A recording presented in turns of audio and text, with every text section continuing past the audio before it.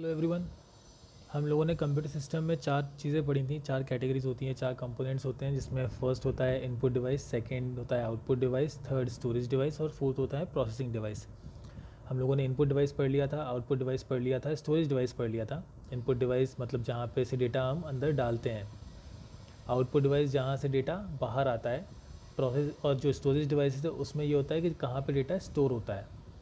Next आता है हमारा processing device. CPU is a processing device of the computer. जो CPU है जिसका फुल फॉर्म है सेंट्रल प्रोसेसिंग यूनिट। CPU का फुल फॉर्म है सेंट्रल प्रोसेसिंग यूनिट। तो CPU का जो प्रोसेसिंग डिवाइस है, सॉरी, जो कंप्यूटर का प्रोसेसिंग डिवाइस है वो है CPU। It is also known as the brain of the computer. मतलब कंप्यूटर का जो ब्रेन है, एक तरह से जो मेन दिमाग है, जो सारी सारी प्रोसेसिंग करता है, सारे कैलकुलेशंस करता है, सारी चीज़ें जो मैनेज करता है, वो है CPU। As it's brain and processes and stores the information. मतलब कि कंप्यूटर के अंदर CPU उसका दिमाग है जो डेटा को प्रोसेस करता है और डेटा को सेव भी करता है। CPU has three parts. CPU के तीन पार्ट्स होते हैं। सबसे पहला है MU मतलब मेमोरी यूनिट, सेकंड है CU मतलब कंट्रोल यूनिट, और थर्ड है ALU अर्थमेटिक लॉजिक यूनिट। जो MU है, MU रिस्पॉन्सिबल होता है कि डेटा कहाँ पे स्टोर हो रहा है या कैसे स्टोर हो रहा है, या टेम्प्रेरी है या परमानेंट है, हमेशा के लिए सेव होगा या कुछ देर के लिए सेव होगा, कैसे स्टोर होगा, कितना स्पेस लेगा, जैसे कि 1 MB का है, 2 MB का है, या बड़ा है, या मान लो कि जब तक सिस्टम चालू तक रखना है या फिर सिस्टम बंद हो जाएगा उसके बाद भी रखना है। ये सारी चीज़ें मेमोरी यूनिट देखता है। ये सारी सारी स्टोरिंग के लिए रिस्पॉन्सिबल होता है। सेकंड होती है कंट्रोल यूनिट। कंट्रोल यूनिट का काम होता है सारे सारे जो भी कंप्यूटर के ऑपरेशंस हैं उनको मैनेज करना।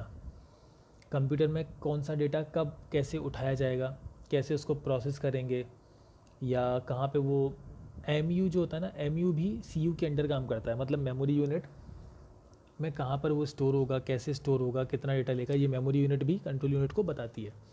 तो कंट्रोल यूनिट का मेन काम है सारे सारे ऑपरेशंस को मैनेज करना, सारे सारे काम जो भी सिस्टम में हो रहे हैं, कंप्यूटर में हो रहे हैं, उनको मैनेज करना। फिर आता है अपना third ALU arithmetic logic unit.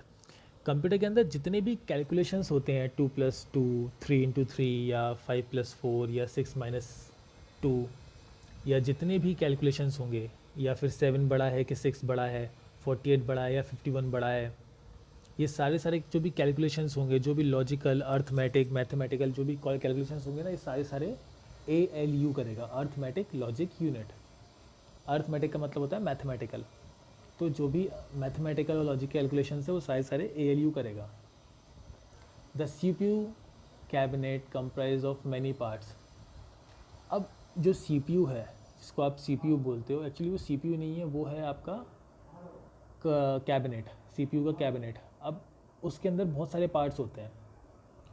जो आप नॉर्मली CPU देखते हैं, इसका आप बटन चालू करके वो इसमें फ़ैन घूमता है, सारी प्रोसेसिंग होती है, आवाज़ें आती हैं, इसमें CD ड्राइव लगती है, ये सारी सारी चीज़ें जहाँ पे होती है उसको हम बोलते हैं कैबिनेट। ठीक है। अब कैबिनेट का मेन काम क्या होता है? कैबिनेट का मेन काम होता है कि जितना भी सामान उसके अंदर है, या जो भी उसके अंदर डिवाइसेस लगी हैं, जो जो पार्ट्स लगे हुए हैं, उनको प्रॉपर्ली अरेंज करके रखना। ठीक है। इसके अंदर जो पार्ट्स होते हैं उनके बारे में हम पढ़ते हैं। सबसे पहला होता है माइक्रो प्रोसेसर। माइक्रो प्रोसेसर मतलब सिंपली सा एक प्रोसेसर है, जो आप जो मानते हो ना CPU वो कैबिनेट, वो डब्बा नहीं होता जिसके अंदर, या जो जैसे कि आप देख रहे हो यहाँ पर, ये जो कंप्यूटर में आपको दिख रहा है ये कैबिनेट, एक्चुअली ये CPU नहीं होता। CPU एक्चुअली ये होता है, इसको बोलते हैं हम CPU। और जो इसके अंदर ये रहता है, जो बॉक्स में रहता है, वो बॉक्सी शेप का डब्बा सा बड़ा सा, उसको हम बोलते हैं कैबिनेट। सो माइक्रो प्रोसेसर और simply a processor in refer to as the CPU। मतलब कि CPU एक्चुअली ये होता है, it is an electronic chip. एक इलेक्ट्रॉनिक चिप होती है जिसको हम CPU बोलते हैं या माइक्रो प्रोसेसर बोलते हैं। It performs all the calculation and control the internal activities that take place within the computer.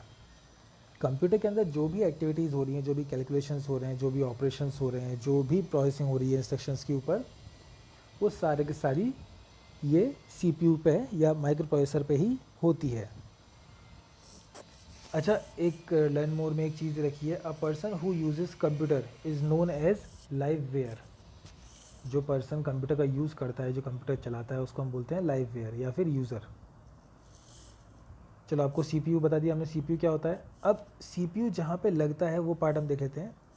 एक पार्ट होता है, बड़ी सी एक बोल सकते हैं एक बोर्ड होती है, एक सिलिकॉन एक मटेरियल होता है, उस पर एक बोर्ड होती है, मदरबोर्ड कहते हैं। Motherboard is the base on which microprocessor, memory and other internal components of computer are mounted. It is also known as printed circuit board, PCB. Motherboard एक ऐसा बोर्ड होता है जिसके ऊपर ये माइक्रो प्रोसेसर मतलब कि CPU या कंप्यूटर की मेमोरी, फिर वो रैम हो या हार्ड डिस्क हो, सारी बिजली की सप्लाई जो होती है वो मदरबोर्ड में जाती है, मदरबोर्ड के थ्रू बाकी जगह जाती है। अगर हम लोगों ने प्रिंटर लगाया है तो प्रिंटर भी मदरबोर्ड से कनेक्टेड होगा। मदरबोर्ड का मेन काम होता है सबको जोड़ के रखना। जैसे कि आपके घर में अगर अपन बोलें कि आपके जो पापा हैं वो प्रोसेसर है, वो सारी प्रोसेसिंग करते हैं, सारी जो भी दिमाग लगाने वाला काम है, मतलब कि जहाँ पे वो कमा के लाते हैं, आपकी फ़ीस भर रहे हैं, ये सारी चीज़ें, तो वो हो गए प्रोसेसर। लेकिन पापा को खाना खिलाना, आप लोगों को तैयार करना, घर में सारे काम करना, ये सारे काम कौन करता है। घर का राशन क्या ख़त्म हुआ है, क्या लाना है, ये सारे काम कौन करता है, मम्मी करती है। तो मम्मी हमारे घर की मदरबोर्ड है जो आपस में सबको कनेक्ट करके रखती हैं। अब सपोज़ करो आप कोई डेटा हो या आप कोई इनपुट हो या आप कोई भी ऐसी चीज़ हो, कोई भी कंप्यूटर का पार्ट हो, पापा प्रोसेसर हो गए हैं। अगर आपको कोई चीज़ चाहिए होगी पापा से तो हो सकता है आप पहले मम्मी को बताएं, फिर मम्मी पापा को बताएगी। खाना बनाना है, जैसे ही कंप्यूटर को बिजली की सप्लाई लगती है, कंप्यूटर बिजली खाता है, वैसे आप लोग खाना खाते हो, तो जो भी बिजली आएगी वो मदरबोर्ड से आएगी, मतलब मदरबोर्ड के थ्रू होते हुए आएगी। जो भी डेटा कहीं भी प्रोसेस होगा वो मदरबोर्ड से कनेक्टेड होके ही होगा। इसको हम प्रिंटेड सर्किट बोर्ड भी कहते हैं। अच्छा, इसमें आपको ये जो सामने डायग्राम, ये सामने जो फोटो दिख रहा है, इसके अंदर आप देख सकते हो एक छोटी सी एक चिप है राइट साइड में सेंटर में, इसको बोलेंगे हम माइक्रो प्रोसेसर। फिर लेफ़्ट साइड में जो वाइट कलर की 3 पट्टियाँ हैं, यहाँ पर हमारे कुछ बोल सकते हैं कुछ, जैसे कि सबसे लास्ट में देखना, सबसे लास्ट में जो नीचे ब्लैक कलर की एक चिपका दे रखा है स्लॉट, इनको हम बोलते हैं स्लॉट्स। सबसे नीचे जो है इसको रैम, यहाँ पे ये रैम लगती है, फिर यहाँ पे ये ट्रांजिस्टर्स लगे हुए हैं, ये सारी चीज़ें हम आगे कभी पढ़ेंगे। अभी का मेन काम ये है कि ये है मदरबोर्ड जिसके अंदर माइक्रो प्रोसेसर लगता है, जिसके अंदर हार्ड डिस्क लगती है, इसके अंदर रैम लगती है, इसके अंदर सारी चीज़ें इसी से कनेक्टेड हैं। नेक्स्ट आते हैं हम पावर सप्लाई पे। Power supply provides proper stabilized power to all the internal devices of the computer for its functioning. अब पावर सप्लाई ज़रूरी है, अगर पावर सप्लाई नहीं होगी तो कंप्यूटर नहीं चलेगा। लेकिन कितनी पावर चाहिए मदरबोर्ड को, कितनी पावर चाहिए। अगर हम कम देंगे तो वो काम नहीं करेगा, ज़्यादा दे देंगे तो वो ख़राब हो जाएगा। कंप्यूटर को कितनी पावर चाहिए, उसके हर पार्ट को कितनी कितनी पावर चाहिए होगी, ये काम करता है power supply. Power supply accurate जितनी ज़रूरत है उतनी ही बिजली कंप्यूटर को देता है ताकि वो ढंग से काम कर सके। ये हो गया है हमारा पूरा हार्डवेयर का पार्ट। हार्डवेयर में हमने प्रोसेसिंग डिवाइसेस पढ़ ली, स्टोरेज डिवाइसेस पढ़ ली, हमने इनपुट डिवाइस पढ़ ली, आउटपुट डिवाइस पढ़ ली हैं। अब नेक्स्ट वीडियो में हम पढ़ेंगे सॉफ्टवेयर। हमारा हार्डवेयर हो चुका है, हम पढ़ेंगे सॉफ्टवेयर क्या होता है। तो हमने अब तक पढ़ा है कि हार्डवेयर जो भी फिजिकल पार्ट्स होते हैं कंप्यूटर के, जिनको हम छू सकते हैं या जगह चेंज कर सकते हैं या देख सकते हैं, वो सारे के सारे हार्डवेयर होते हैं। अब नेक्स्ट वीडियो में हम सॉफ्टवेयर पढ़ेंगे। आपका आज का होमवर्क है हार्डवेयर के कोई भी 5 एग्जाम्पल्स जिनको आप छू सकते हो कंप्यूटर के अंदर, जिनको आप टच कर सकते हो, उनके आपको नाम लिखने हैं अपनी कॉपी में, आज की डेट डाल के। ये आपका होमवर्क है। और कोई भी क्वेरी होती है इस वीडियो से रिलेटेड तो आप कमेंट सेक्शन में डाल देना या फिर अपनी नोटबुक में नोट कर सकते हो। Thank you.